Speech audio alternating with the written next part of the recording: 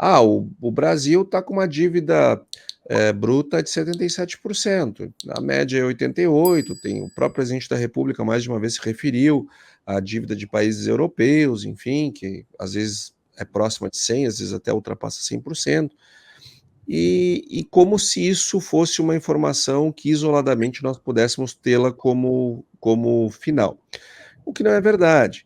Marcelo, se eu disser para você o seguinte, eu estou devendo um salário inteiro meu. Imagina assim que eu estou devendo o equivalente a um salário de um mês inteiro. Isso é muito ou isso é pouco? Depende, depende. Depende se isso é uma dívida que eu tenho num parcelamento em 12 vezes ou se é no cheque especial. Percebe que é totalmente diferente? Se eu disser para você, Marcelo, se pegar a minha renda de um ano inteiro e eu devo 77% dela, isso é muito ou isso é pouco? Depende. Se é num financiamento imobiliário que eu tenho 40 anos para pagar, não é nada desproporcional à minha renda.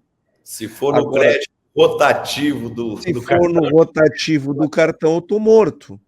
Então, o perfil da dívida ela é importante, que é o que a gente chama do duration da dívida. O duration da dívida do Brasil são 3 anos. Tem países que foram comparados com o Brasil que o duration é 30. Então eu estou comparando grandezas distintas. Uma coisa é eu dever 77% do meu PIB com 3 PIBs para pagar. Outra coisa é eu dever 100% do meu PIB, mas ter 30 PIBs para pagar.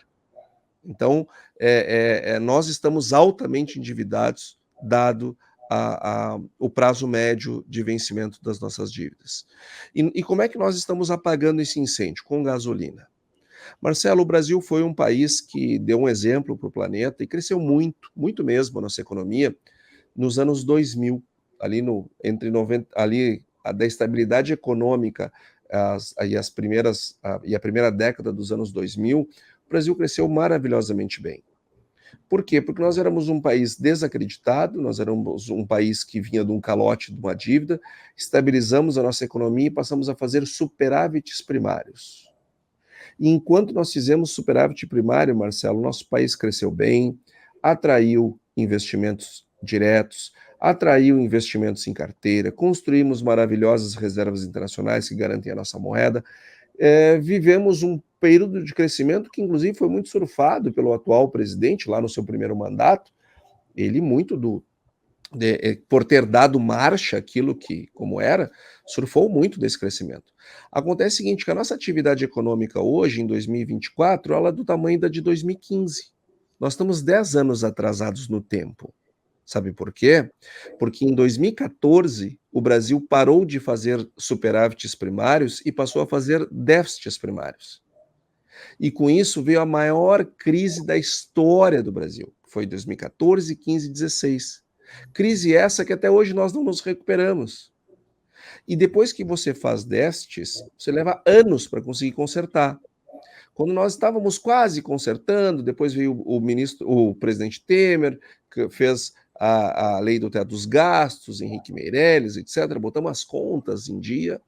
E lá, no governo seguinte, no governo Bolsonaro, em 2020, se projetava ter superávit. Depois de 6 anos de déficits. Veio a pandemia. Fizemos um déficit imenso. O maior déficit da história do Brasil na pandemia. Quando mandamos as pessoas ficarem em casa. Aí tinha que injetar liquidez na economia. Não só o Brasil, o mundo inteiro fez isso. Só que foi um déficit de 700 bilhões de reais, um escândalo, um absurdo. E em 2022 conseguimos fazer superávit.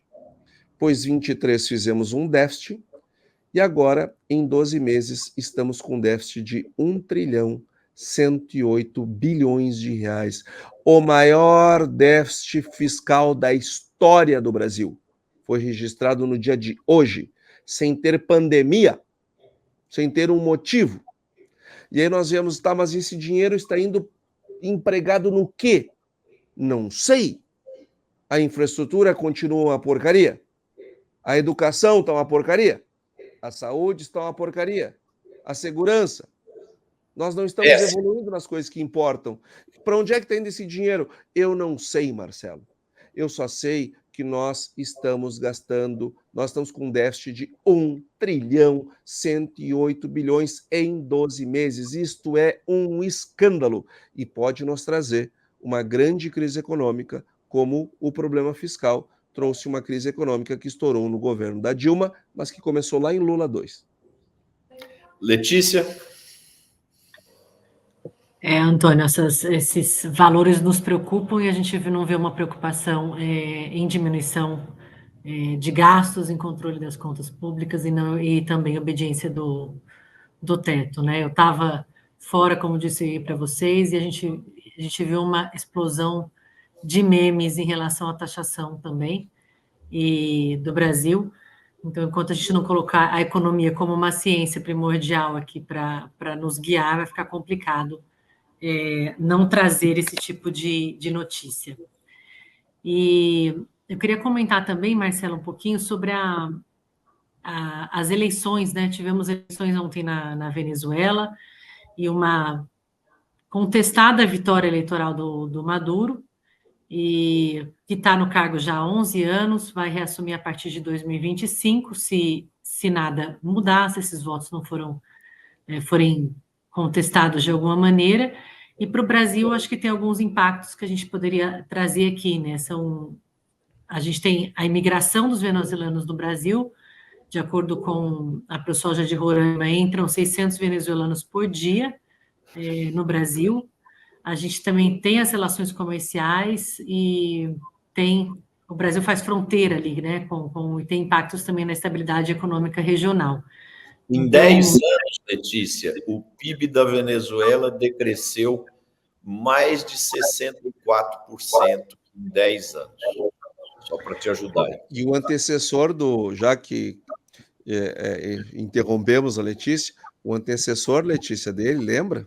Morreu no cargo, né?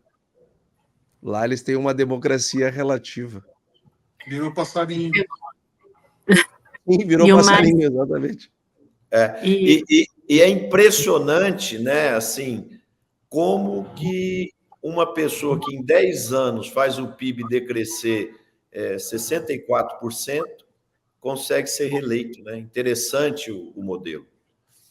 E, de acordo com as pesquisas, ele tinha 44%, né, das intenções de voto, e o maior opositor tinha 51,9%. Então, isso foi bastante interessante. Mas por que eu também trouxe isso, Marcelo? Porque eu passei esse mês estudando política inglesa, principalmente, mas um pouco de política europeia. E o que mais me impressionou foi a quantidade de medidas que eles trazem. Eles agem de forma estratégica durante a campanha inteira, eles sabem exatamente o que o eleitorado está pensando de acordo com cada ação daquele governante no poder. Então, qualquer tipo de escândalo ou de crise superada ou de coisas boas ou ruins, como é que funciona? Isso é medido diretamente. Quais são os temas mais importantes, como é que eles enxergam. Falei, gente, se a gente tivesse todas essas medições nesses países que muitas vezes mudam o fluxo da história, a gente erraria muito menos. E aqui o Antônio trouxe, a gente tem que pensar nas contas públicas olhando pela ciência da economia, e não é o que a gente está fazendo. E tem ciência para tudo, só que o Brasil está bastante atrás em medir esses efeitos, em medir como tem acontecido todos esses fluxos no mundo. Lá a gente eles mudaram bastante do partido conservativo para os Labours, né? É sempre ali no centro-esquerda, centro-direita, mas eu achei bastante interessante essas análises feitas por eles.